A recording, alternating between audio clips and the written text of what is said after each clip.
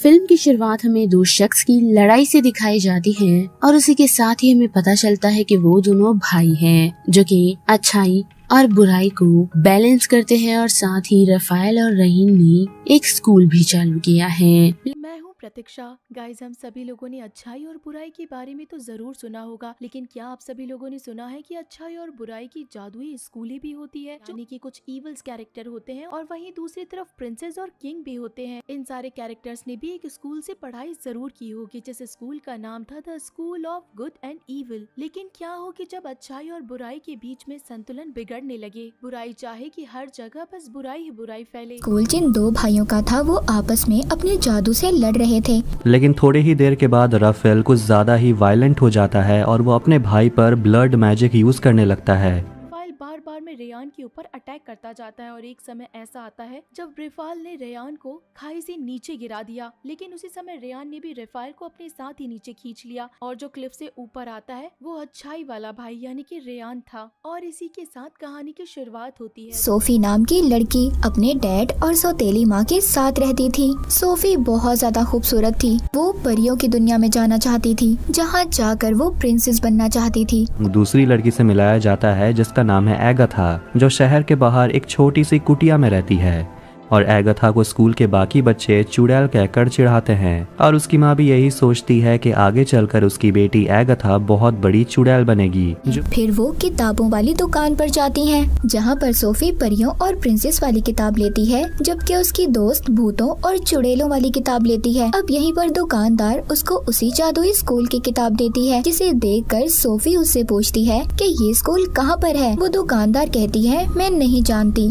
शायद इस बारे में किसी को भी नहीं पता, ये या तो इसी दुनिया में होगा या फिर कहीं और सारी कहानियाँ भी इसी स्कूल से शुरू हुई थी, जो हम अक्सर किताबों में पढ़ते हैं, वो यहीं से लिखी जाती हैं। मगर सोफी की दोस्त यकीन नहीं करती। वो दुकानदार बताती है, कुछ सालों पहले हमारे गांव की लड़की को भी इसी स्कूल के मॉन्स्टर उठा कर ले गए थे, जिसका आज तक कुछ पता नहीं चला। अब सोफी उस स्कूल के बारे में इतना कुछ सुनकर ये वहाँ पर जाना चाहती थी। वो एक खत लिखती है और उसको एक पेड़ पर लगा देती है, जिसके नीचे वो अपना और अपने दोस्त का नाम भी लिख देती है। ट्री के पास जाकर रख देती है ताकि वो अपनी इस बोरिंग लाइफ से निकल यानी कि गेविल्डन से निकल एक अलग ही जिंदगी बिता सके। लेकिन एगाथा ऐसा नहीं चाहती और वो अपनी बेस्ट फ्रेंड को हमेशा अपने साथ ही रखना चाहती है, क्योंकि एक वही उसकी दोस्त है पूरे टाउन में जो उसका अच्छा और बुरा समझती है। और ऐसे ही एक रात सोफी ये डिसाइड कर लेती है कि वो अपने घर से भाग जाएगी। लेकिन वहाँ एगाथा भी पहुँच जाती है।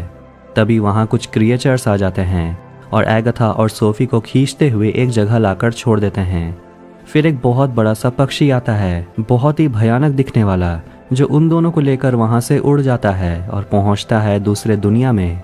और हम देख पाते हैं कि उस जगह दो बिल्डिंग्स हैं और वो पक्षी एगाथा को गुड स्कूल में गिरा देता है, तो वहीं वो सोफी को बैड स्कूल पर गिरा देता है। सोफी के अंदर आने के बाद उसे यहाँ पे सारे बुरे बच्चे मिलते हैं और साथ ही में इस स्कूल की डायरेक्टर जो कि बुराई की स्कूल को संभालती है, उनसे सोफी आके मिलती है। इस टीचर का नाम लेडी लेसो था। सोफी रिक्वेस्ट करने लगती है कि वो गलत स्कूल में आ गई है, प्लीज उसे यहाँ से भेज दिया जाए। लेकिन लेडी लेसो कहती है कि यहाँ पे आज तक कोई डिसीजन गलत नहीं लिया गया है, जरूर तुम्हें कुछ ऐसा होगा कि तुम्हें बुराई की स्कूल के लिए ही चुना गया होगा। दूसरी कहती है, मैं यहाँ पर नहीं आना चाहती थी, यहाँ पर तो मेरी दोस्त आना चाहती थी। जिस बात पर वो प्रिंसिपल कहती है, हमारे बाद से कभी गलती नहीं हो सकती और नेवर यहाँ पर कभी नहीं आ सकते। अब यहाँ पर सोफी की दोस्त जिसका नाम अगेता था, उसको नेवर का मतलब समझ कहाँ फंस गई। फिर स्कूल के असेंबली के दौरान सोफी एगाथा से मिलती है और सोफी एक ब्लैक कलर का ड्रेस पहनी हुई है, तो वहीं एगाथा एक ब्यूटीफुल सा गाउन पहनी हुई है।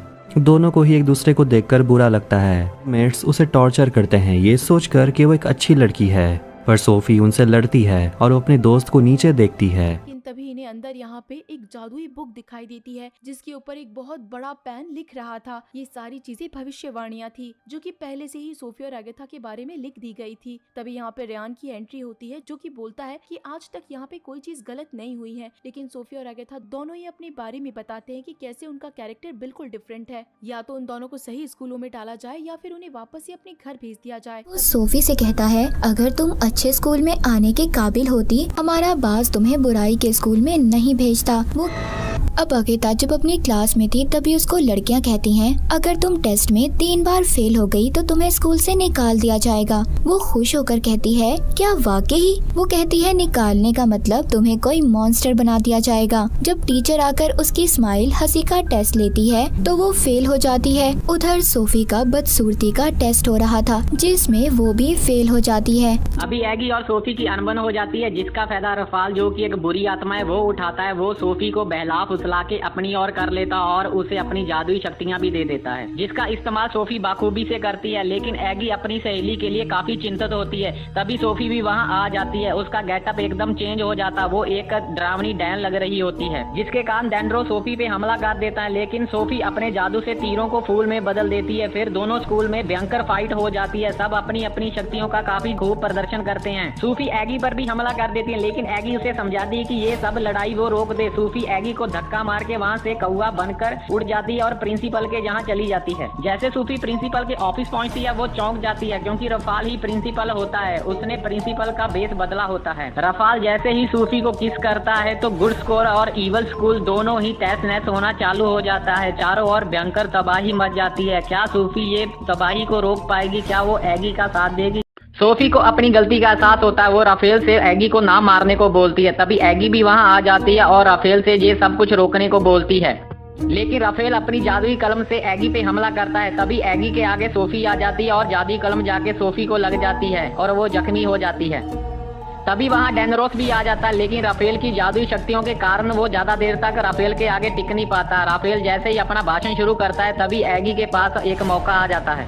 जख्मी सोफी अपनी शक्ति से तलवार को उड़ाकर एगी के हाथ में दे देती है। एगी बहुत चालाकी से राफेल पर एक वार कर देती है। राफेल वहीं ही राख बन के मर जाता है। कुछ देर के बाद सोफी अपना दम तोड़ देती है। एगी वहां रोने लग जाती है। एगी के आंसू सोफी के जख्म भरना चालू कर देते हैं। फिर एगी एक जादुई किस देती है। सोफी में फिर से जान आ जाती है। फिर सभी लोग गुड स्कूल और इवल स्कूल इकट्ठा रहना चालू कर देते हैं और एगी और सोफी एक जादुई डोर के जरिए अपने घर वापस आ जाती हैं। Please subscribe the channel. Thank you so much.